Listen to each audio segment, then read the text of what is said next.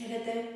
Σήμερα θα δούμε πώς από την όρθια θέση μπορούμε να βρεθούμε στην ξαπλωτή θέση χωρίς να επιβαρύνουμε αρθρώσεις και να μπορέσουμε να το κάνουμε λειτουργικό και εύκολο για μας. Μπορούμε να έχουμε μαζί την λίγο ξεφούσκωτη μπάλα μας, θα μας χρειαστεί μετά,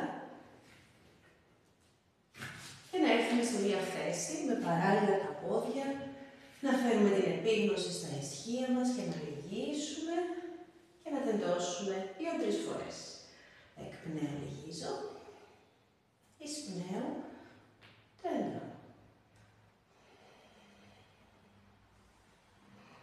Άλλη μία, λυγίζω, φτέρνες πατάνε καλά και αφήνω τον κορμό μου να διπλώσει. Μυρίζει λεκάνη, μπορώ να έχω τούφλα ή καρέκλα, όπως έχουμε δει άλλες φορές.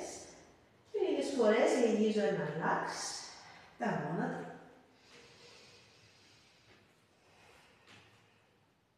Τα χέρια ελαφρώς με στηρίζουν. Κάνω χώρο, περπατώντας λίγο τα χέρια μπρος, για να στρίψει η λεκάνη και να καθίσει στη μία πλευρά. Εδώ θα φέρουμε την μπάλα μας σήμερα, αν υπάρχει. Ο λόγος που χρησιμοποιούμε την μπάλα στο πλάι είναι για να σηκωθεί το ισχύο, να μας μετατοπίσει και να μας κάνει το ισχύο να σηκωθεί και να ανταποκριθεί. Άρα επιτρέπω στο ελεύθερο ισχύο να μας σηκωθεί.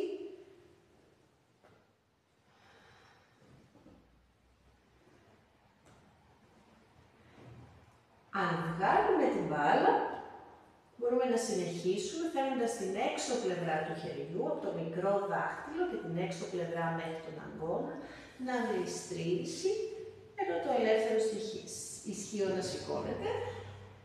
Το άλλο χέρι στηρίζει και σηκώνεται πάλι. Ξανά γλιστράω και σηκώνομαι. Γλιστράω και σηκώνομαι. Γλιστράω. Το άλλο χέρι, άλλη παλάμη, έχει βάρος και η κοιλιά μου πλησιάζει αρκετά το μυρό. Και τώρα θα πάμε να ακουμπήσουμε όλοι μας την πλαϊνή πλευρά κάτω, να ξαπλώσουμε στην πλαϊνή πλευρά. Άρα ακουμπάμε και το κεφάλι. Αν γυρίσουμε ανάσκελα και κυλήσουμε, έχουμε έρθει στη θέση ανάσκελα. Από εδώ πάλι θα δώσουμε την προσοχή στη λεκάνη και θα την αφήσουμε να κυλήσει λίγες φορές δεξιά-αριστερά.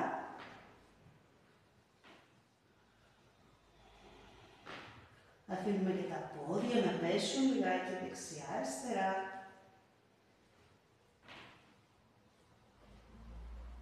Και θα ετοιμαστούμε για να έρθουμε πάλι στην όρθια θέση, στέλνοντας τα πόδια στη μία πλευρά, ανοίγοντας το χέρι αυτής της πλευράς για να περάσω από πάνω, οπότε όλο μαζί, ταυτόχρονα γίνεται έτσι.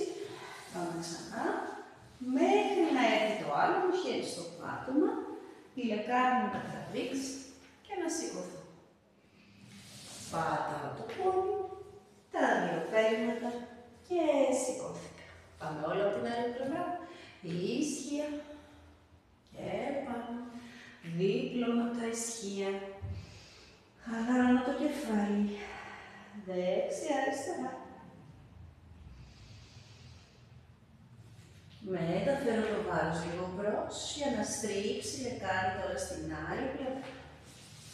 Κάθομαι. Μπορώ να φέρω και εδώ την μπάλα για λίγη εξάσκηση. Για επίγνωση στο ελεύθερο ισχύο που σηκώνεται και επιστρέφει. Πάντα η μία πλευρά μπορεί να διαφέρει σημαντικά από την άλλη.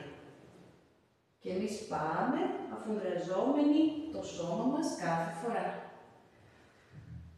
Αν βγάλουμε την μπάλα στην άκρη, έχουμε την έξω πλευρά αυτού του χεριού και το άλλο χέρι στο πάτωμα για να γλιστρήσουμε και να ανέβουμε λίγες φορές. Τόσο όσο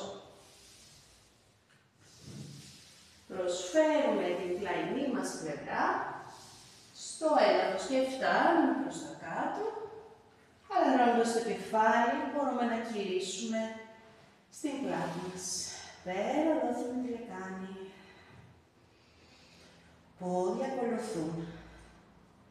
Εδώ δεν στέλνω τα πόδια μου, αλλά η λεκάνη τα κάνει να πέσουν. Δοκιμάστε δηλαδή να αφήσετε το βάρος των ποδιών, να οδηγείτε από τη λεκάνη.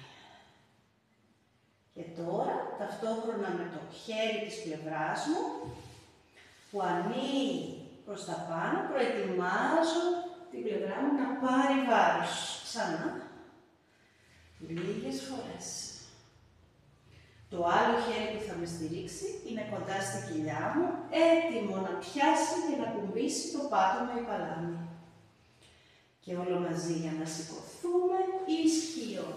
Τραβάει και σηκώθηκα. Θα φέρω το πόδι, θα στηριχτώ και με τα χέρια, τα πόδια θα έρθουν από κάτω μου για να ξεδιπλώσω. Τα υπόλοιπα σε ένα επόμενο βίντεο. Καλή πρακτική!